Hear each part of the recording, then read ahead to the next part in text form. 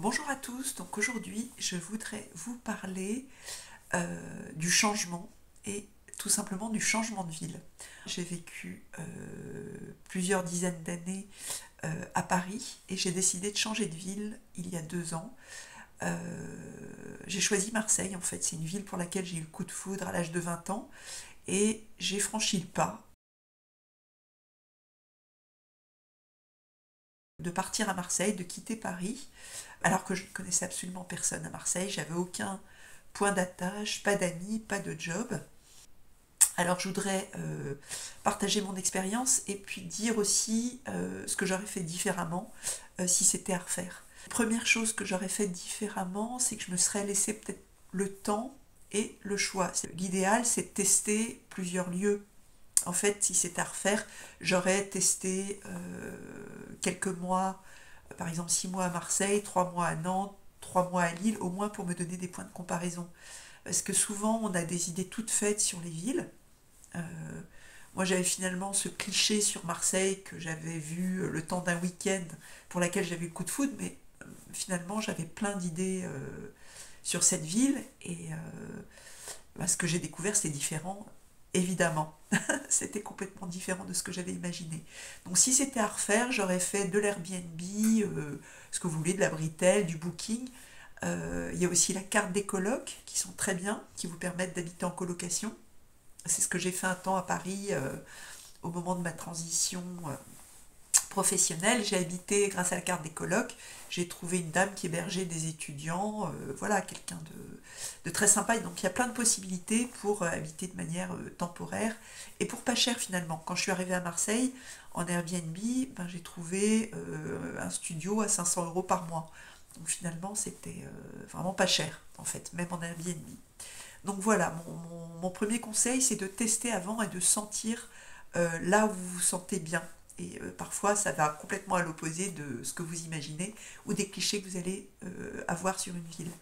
Ensuite, c'est de tester également les quartiers. Alors là, c'est ce que j'ai fait à Marseille. J'ai testé 3 quartiers différents. J'ai habité 6 mois au centre, tout près du Vieux-Port, dans une rue très, très trépidante qui est la rue Sainte. Ensuite, j'ai habité un mois dans les quartiers nord.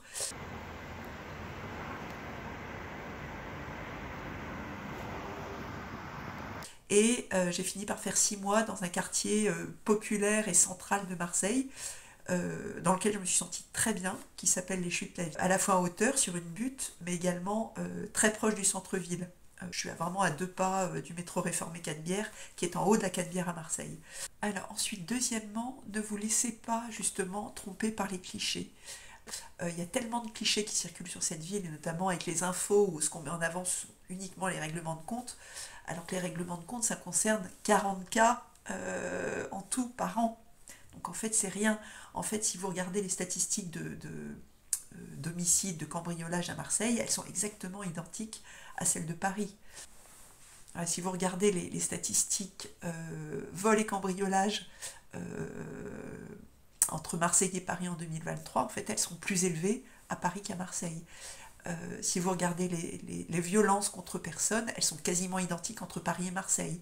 Je regarde 15 pour 1000 à Paris et 16 pour 1000 à Marseille. Ce qu'il faut, c'est tester et puis évidemment écouter les gens qui y vivent. Si vous interrogez, j'ai rencontré beaucoup de retraités à Marseille qui étaient venus, pour eux c'était Marseille, c'est une ville d'adoption, et maintenant ils ne la quitteront pour rien au monde.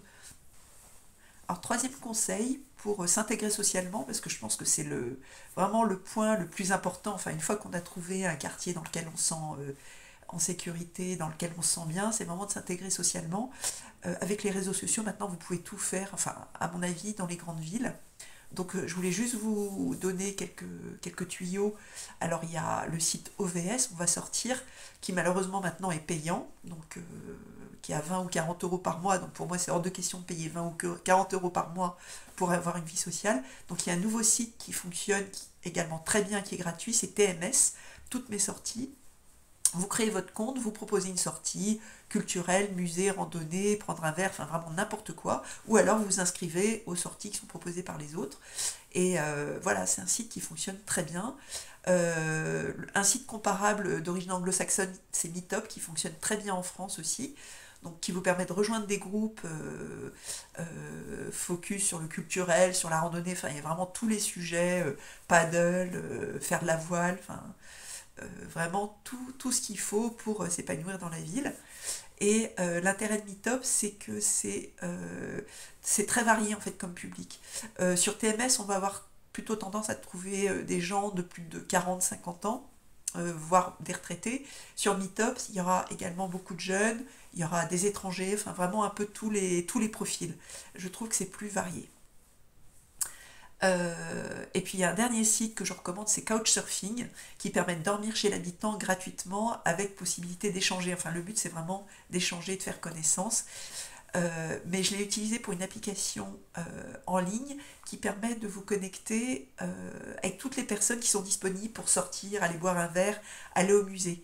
Donc c'est une application sur le site de Couchsurfing qui permet de savoir à toute heure du jour et de la nuit s'il y a des personnes intéressées par une sortie musée, aller boire un verre ou quoi que ce soit, et c'est vraiment génial. Alors l'inconvénient de Couchsurfing, enfin pour moi, c'est que ça concerne surtout beaucoup de jeunes, donc je dirais des moins de 30 ans, moins de 40 ans je dirais, mais vous avez quelques dinosaures comme moi qui ont la cinquantaine et qui sont intéressants, enfin franchement, Couchsurfing je recommande, j'adore. Voilà, il y a également les groupes Facebook. Et dernière idée, bah, tout simplement les applications de dating comme Tinder, Happen. Alors franchement, moi sentimentalement, Tinder, Happen, j'ai pas encore vérifié que ça marchait, mais ça vous permet de vous faire de bonnes rencontres amicales. Et sur ce site, vous trouvez également beaucoup de gens intéressés par le fait de créer des amitiés en fait.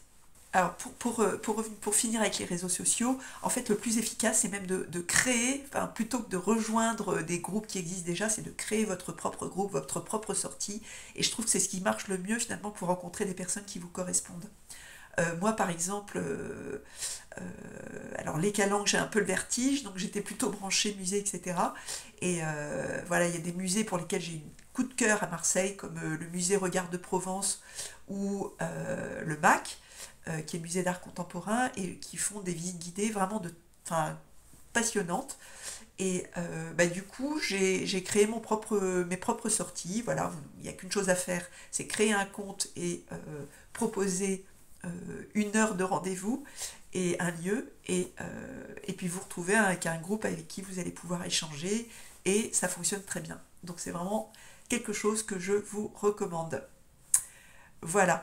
Euh, pour terminer, je dirais invitez vos amis, invitez votre famille à venir vous voir, parce que c'est là finalement qu'on découvre le mieux une ville.